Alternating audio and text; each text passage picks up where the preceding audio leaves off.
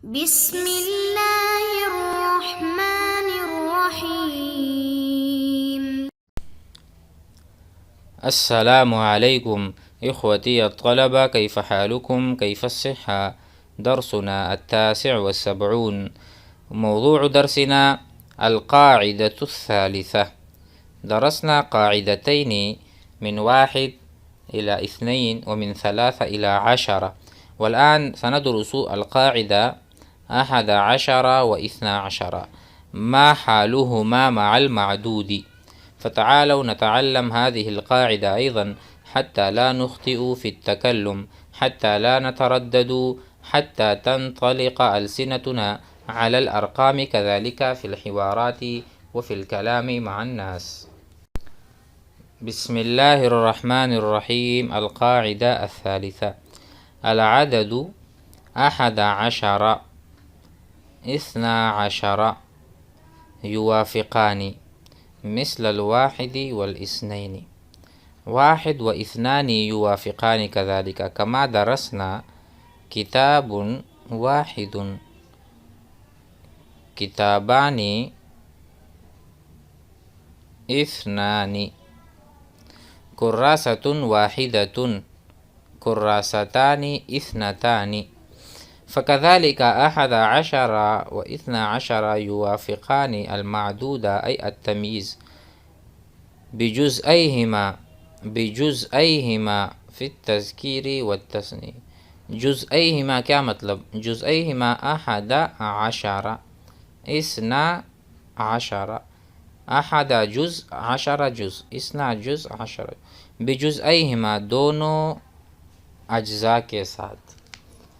طیب، یوافقان المعدود، یوافقان المعدود، معدود کی موافقت کرتے ہیں. اگر معدود مذکر ہوگا فہذا یکون مذکرا، واذا کان المعدود مؤنث كان 11 و12 مؤنث. مثال ذلك انظروا في هذا المثال، قال كم حافلة، حافلة مؤنث، كم حافلة في المدرسة، فقال تحوی المدرسة، مدرسے میں جو تشمل، تحوی معناہ تشمل، مدرسے کو شامل ہے.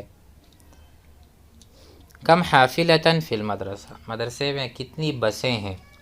تحوی المدرسة 11 حافلة، 11 و1، 1 مؤنث 1 مذکر، 10 مؤنث 11 مذکر.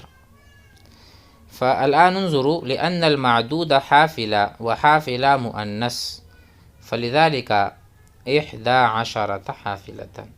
المعدود مؤنث فالعدد مؤنث كذلك كما قلنا، فنقول 11 حافلة ولا نقول 11 حافلة.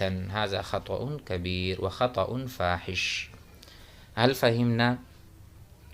تشمل المدرسة، مدرسے میں جتنی بسیں ہیں، 11 حافلہ 11 بسیں ہیں.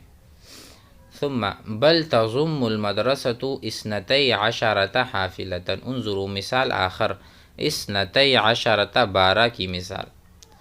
تضم المدرسة 12، 12 بھی مؤنث ہے، 10 بھی مؤنث ہے، اور حافلہ بھی مؤنث ہے. اصلہ 12، 12. هذا فی حالت الرفع، جب یہ فاعل واقع ہو تب جا کے 12 ہوگا، لیکن جب یہ مفعول واقع ہوتا ہے، آپ کو پتہ ہے تثنیہ کا اعراب. مثلا تفاحانی، تفاحانی 2 سیب، تفاحانی 2 سیب. اکلتو میں نے کھائے، تفاحینی، تفاحین. دیکھو یہ حین ہو گیا، یا آ گیا، یا التثنیہ، کیونکہ اکلتو فعل فاعل ہے، تفاحین مفعول ہے، تو یہاں پر یا اور نون کا اضافہ ہے.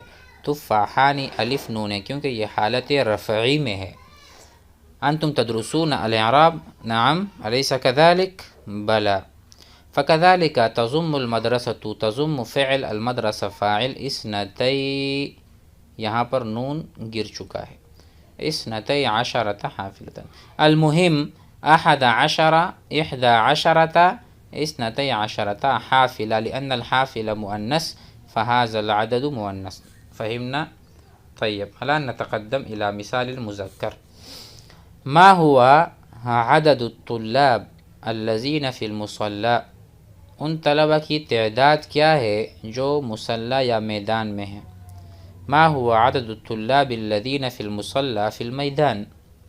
فقال عددهم أي عدد الطلاب يتراوح بين، وہ تقریباً یتراوح یعنی اس کے درمیان ہے، یتراوح یعنی بین بین، عددهم یتراوح ان کی جو عدد ہے وہ اس درمیان ہے یا ان سے تھوڑا بہت آگے پیچھے ہے. 11 طالباً، 11 طالباً و12 طالباً.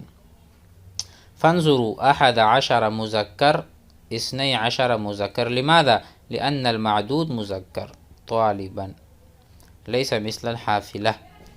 ف11 طالباً، 11 كتاباً، 11 قلماً، 12 قلماً، 12 جوالاً، 12 كأساً، 12 كأساً، 12 گلاس كأساً.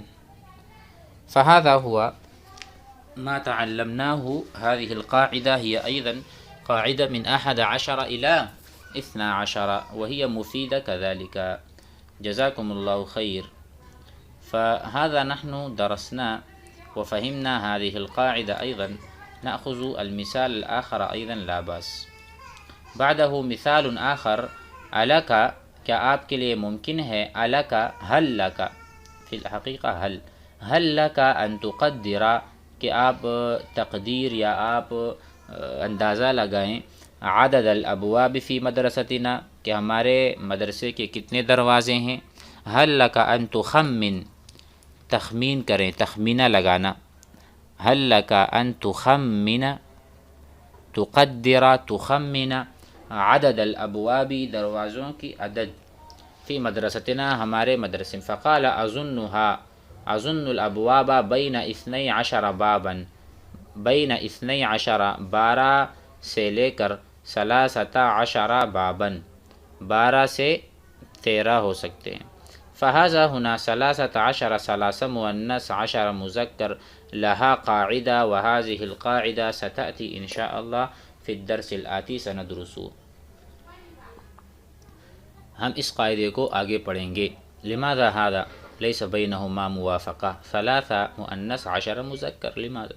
أما هذا جيد، 12 بابا، هذا نحن درسنا قاعدة هذا. فقال بل هي بالتأكيد، یقین کے ساتھ اور تاکید کے ساتھ، 12 بابا. طيب، ثم ملاحظة هذه قاعدة، مثلا بعد 10 يكون التمييز مفردا. انظر، بابا، حافلة، طالبا، هذا هو التمييز بمعنى معدود، يكون مفرد أبدا إلا ما لا نهاية له.